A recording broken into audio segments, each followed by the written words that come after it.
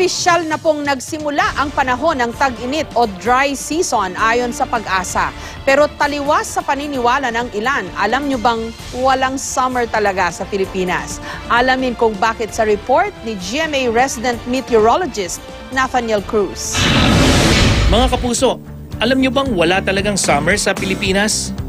Ang mga lugar na nasa mid-latitude tulad ng USA, Europe, China at Australia ang nakararanas ng totoong summer.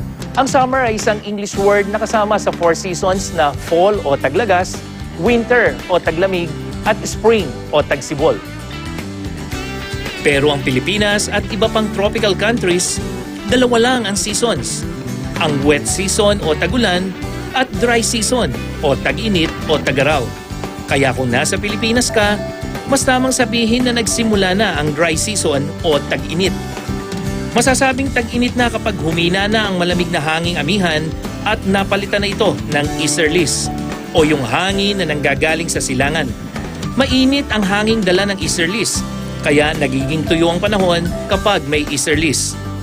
Madalas nagsisimula ang tag-init sa kalagitnaan ng Marso at natatapos sa buwan ng Mayo o kapag lumakas na ang hanging habagat, nasya namang hudyat ng tag-ulan.